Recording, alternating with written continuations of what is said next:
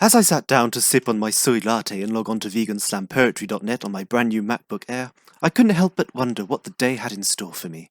Was I finally going to be able to finish my complete works on feminist literature during the lesbian separatist movement of the 80s? Would I finally be able to recognize my own privilege? Why is the bigoted patriarchy continually preventing me from entering the job market, even though I was first in my class in gender studies? Imagine my shock when I opened my emails and saw that one of my compilation videos that included a short snippet of Teen Vogue's 5 misconceptions about gender had been blocked in all territories. I could have appealed the decision, but then I realized that such an option was only available to me because of my privilege, so I decided instead to dig deeper into the mysterious world of Teen Vogue. The 5 Misconceptions of Gender video was uploaded on March the 29th of last year, and surprisingly, the award-winning piece of journalistic media has amassed over 18,000 dislikes, by people who obviously refute cold hard scientific facts surrounding the mystical subject of gender.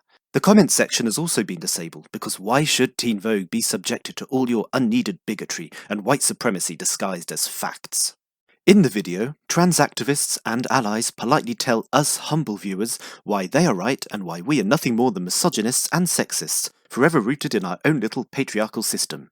Let's remember that Teen Vogue's demographic is 11 to 17 years old, and with that in mind, let's look at some of the other articles that Teen Vogue has blessed us with. How to use sex magic to manifest your best self. Common anal douche myths. Toxic masculinity no longer has a place in my friendships. What your vagina is trying to tell you. The Merriam-Webster word of the year is they, and that's huge for non-binary acceptance. How to masturbate if you have a penis. 9 tips and techniques. This is how to masturbate if you have a vagina. 10 best vibrators for first-time buyers. Safe Sex comic book celebrates queer sex. Having sex when you're fat. What you should know about your vagina before college. How to be an ethical hookup partner. Gillette's latest ad showing a transgender man's first shave will definitely make you cry. The cost of toxic masculinity. Is sexting actually sexist? Why sex work is real work. This Instagram post shows menstrual blood to break down taboo. A period emoji is coming in 2019. We're taking free bleeding to the emojiverse. How Tumblr's porn ban could put sex workers at risk. Gender-inclusive vibrator guide.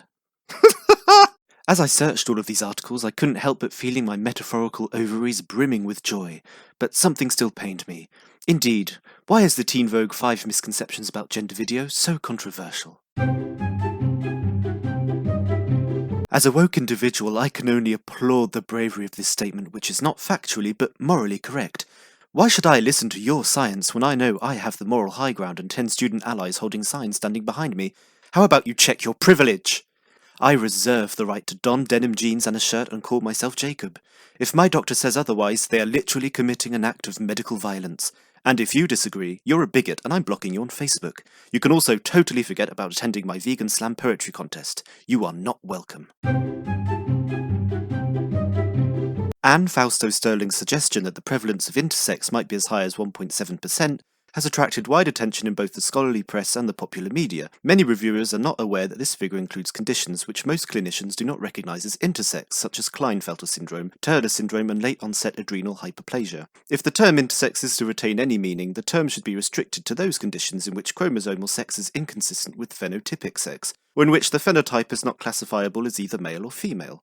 Applying this more precise definition, the true prevalence of intersex is seen to be around 0.018%, almost 100 times lower than Fausto Sterling's estimate of 1.7%. Even though most facts are useless, it's time society came to accept the only fact that matters. Intersex people are just as common as brown bread. And not white bread, you dirty supremacist. Our favourite bioethicist and anthropologist, Katrina Karkazis, states in the video that gender isn't just chromosomes. Science says so. There's a consensus. It's not controversial. This is the same person who co-authored an article that appeared in the New York Times on June 17th, 2012, aptly titled, "You say you're a woman? That should be enough." So remember, next time you give birth to a little bundle of joy at the hospital and the doctor dares tell you it's a boy, kindly remind him that the baby's chromosomes say otherwise, and then sue for medical negligence. Both males and females have testosterone floating around in their earthly vessels. Even if the National Institute of Health tells us that, in men, testosterone is thought to regulate sex drive, bone mass, fat distribution, muscle mass and strength, and the production of red blood cells and sperm, it's yet another blatant attempt at the patriarchy trying to disguise itself as scientific fact. The next time you see your extremely butch, tattooed neighbour called Brenda, who enjoys driving to her weekly tennis sessions in her white van, just remember, she's not a lesbian, you prejudiced male. She just has more testosterone than you. I shuddered in fright when I read those words, and had to snuggle against my safe space pillow to comfort my mind as it was being challenged by this heinous statement. Trans women are women, and trans men are men. If you think differently, you're just a narrow-minded turf like J.K. Rowling, who after failing to respond to my multiple petitions still didn't recognise the obvious fact that Albus Dumbledore was in fact a fully-fledged FTM transsexual, and that calling Voldemort he who must not be named was a fundamental violation of his inherent gender rights. Whether you're cis, trans, binary or non-binary, genderqueer, genderfluid, intersex, pansexual, bisexual, sapiosexual, or just slightly backwards, I for one, as a woke individual, welcome Teen Vogue's latest addition to the gender debate.